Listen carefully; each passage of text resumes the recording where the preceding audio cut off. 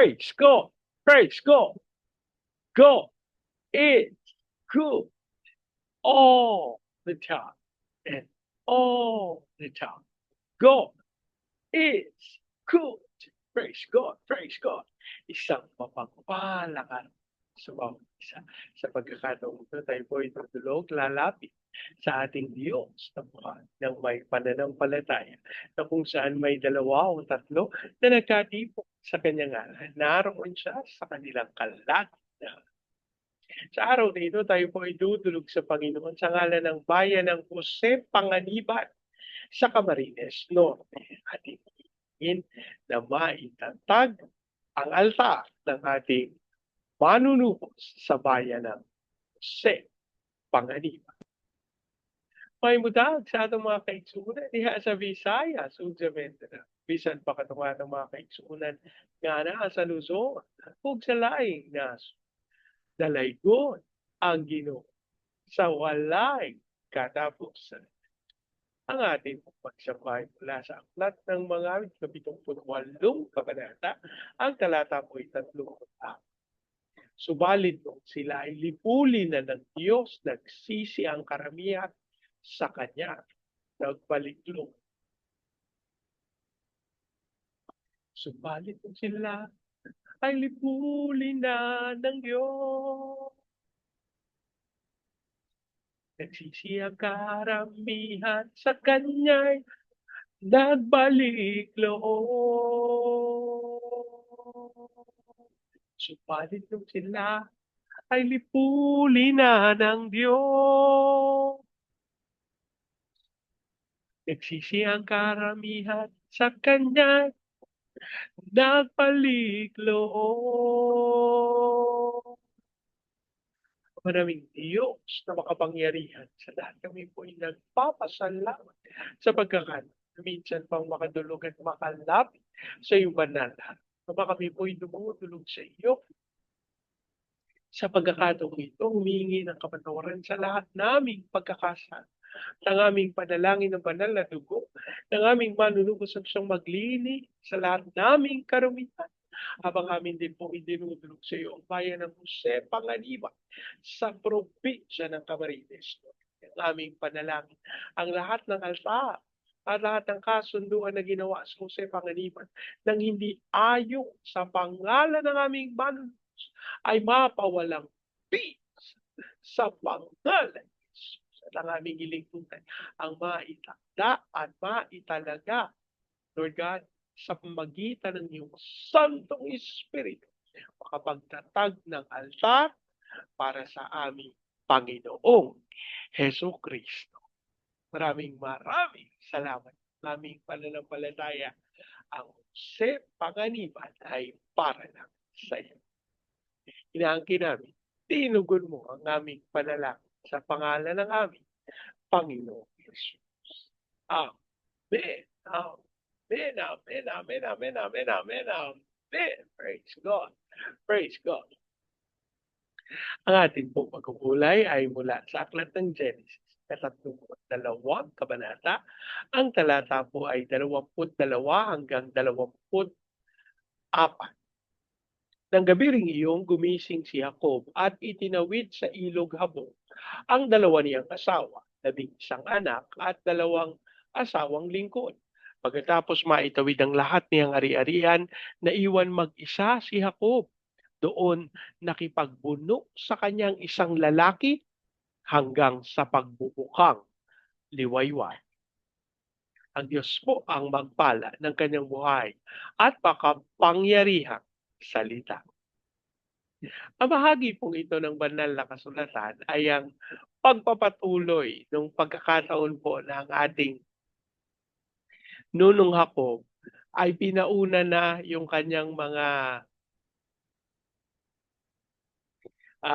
tauhan para makasama, makita na ang kanyang nuno, ang kanyang kapatid na si Nunong Isaw. At sa pagkakataong ito, itinawid niya na kanyang mga asawa, yung kanyang mga anak, at yung kanyang lahat ng ari-arian na kailangan itawid.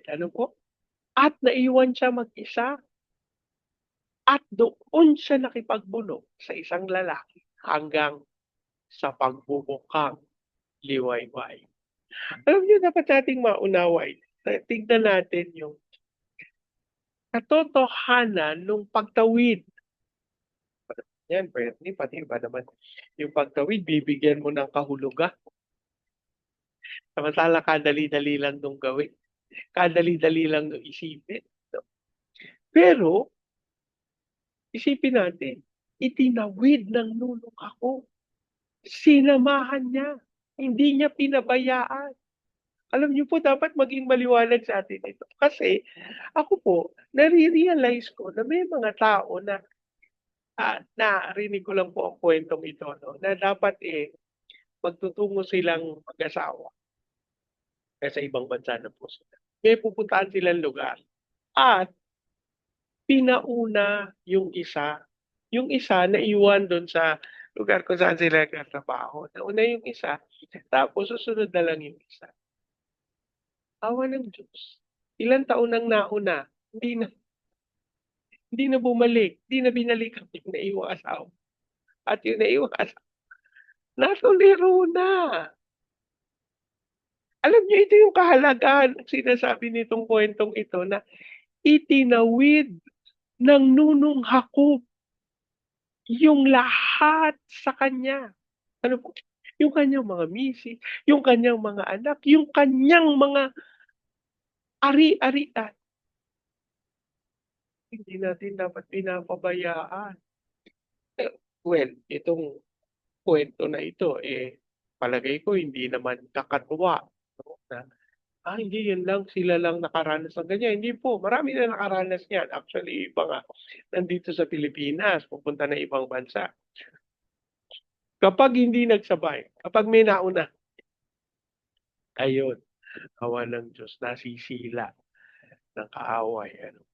Ang katotohanan po ito, nagpapatotoo sa atin nung pangangailangan nung ating pagbabantay dun sa mga ipinagkatiwala ng Panginoon sa atin. Kasi kung hindi natin sila bibigyang pansin, maaari po silang masila ng kaaway. Sa ganitong paraan, mawawalan po tayo ng paraan para sila'y makaisa at makaliig sa ating pagtuon sa Panginoon, sa ating paglapit, ano po, sa ating Diyos ng buhay. Mga kapatid, ako po'y naniniwala na ang katotohanan ito, ipinapahayag ng Panginoon sa atin para ating maunawa. Huwag nating pabayaan. Una-una, yung ating mga partners, kung tayo po ay may mga asawa na, no? Yung ating mga anak, at yung ating sambahayan. Mga kapatid, ako po'y naniniwala.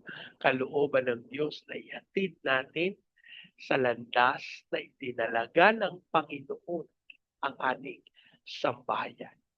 Hindi ba, Bernie, trabaho lang yan ng mga tatay, no? Huwag po nating ipagkaloob lang. Huwag lang nating hayaan ang mga tatay lang ang bit sa kanilang mga balikat nitong katotohanan ito, nitong responsibilidad na ito. Bagkus, magkaroon tayo ng pangunawa na bahagi dapat ang bawat isa.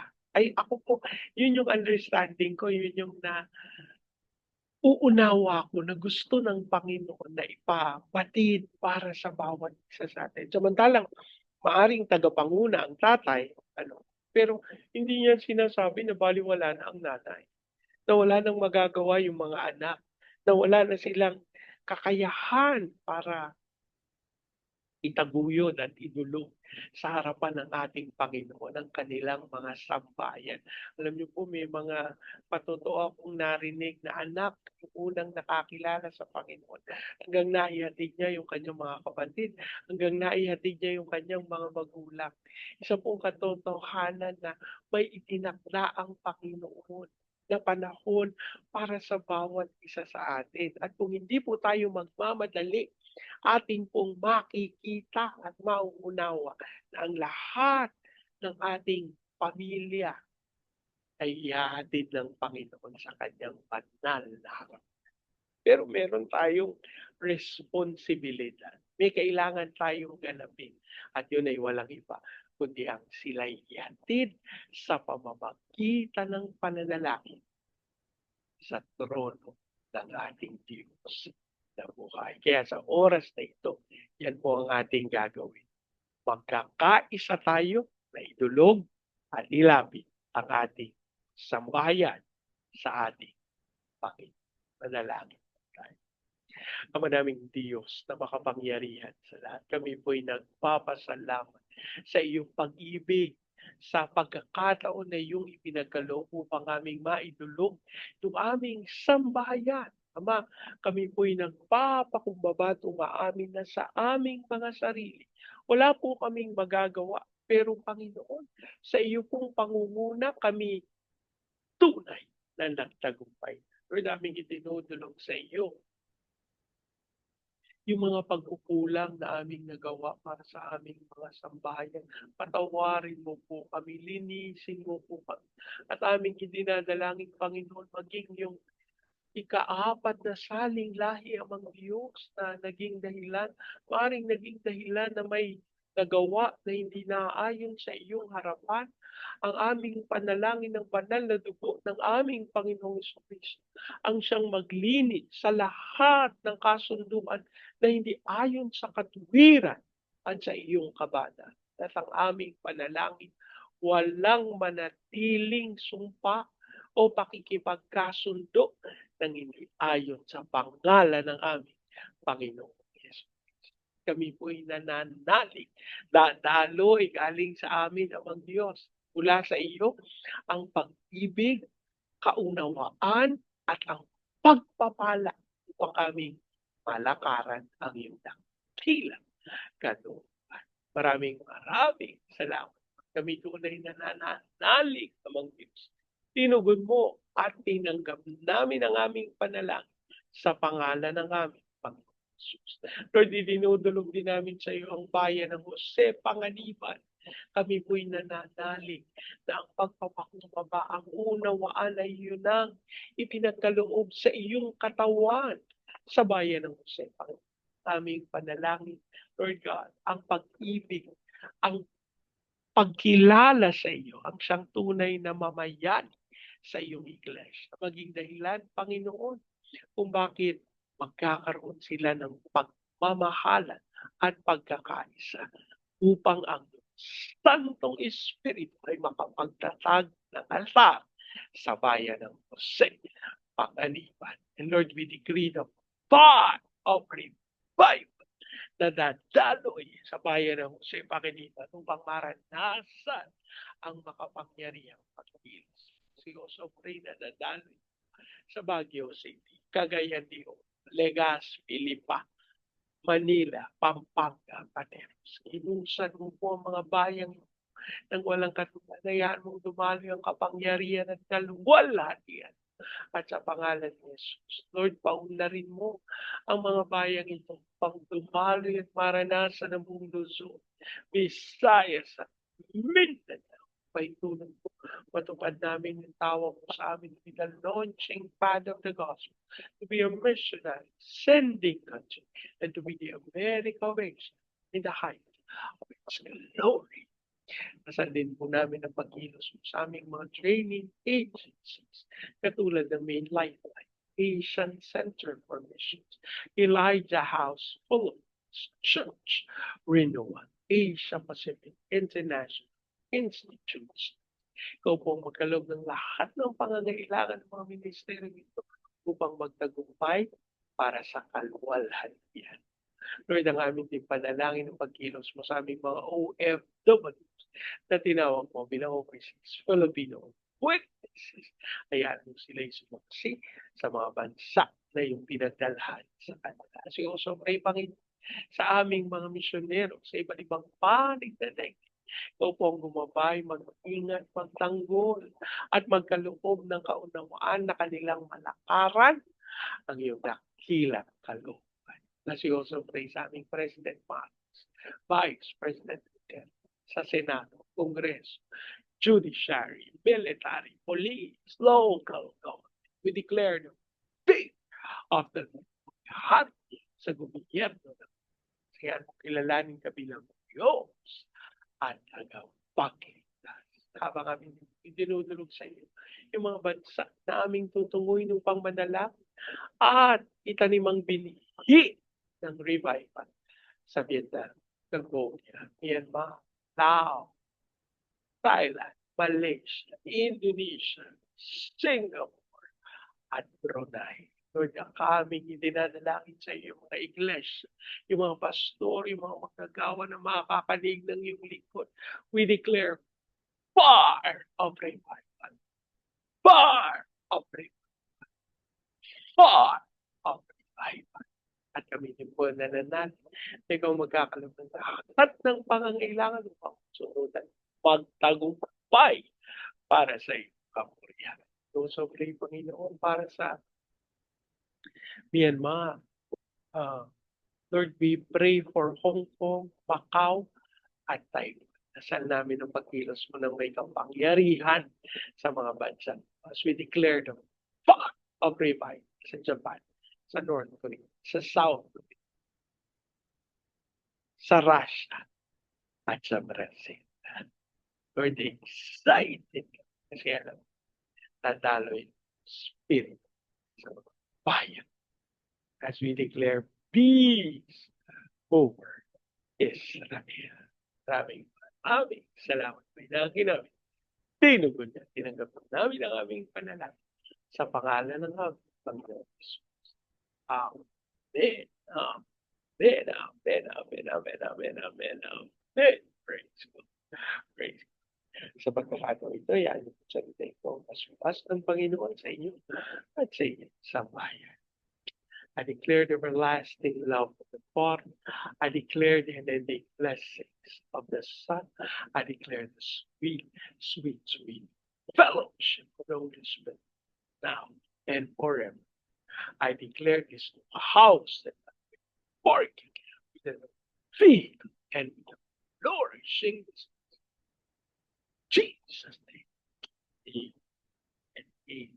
Many, many, many, many, many, many. Lagi po nating tatandaan sa anumang pagsubok, problema, kahirapan, sakit, karamdaman. Tayo itutulog, lalab, tatawag sa Panginoon. Dahil sa Diyos, wala imposible.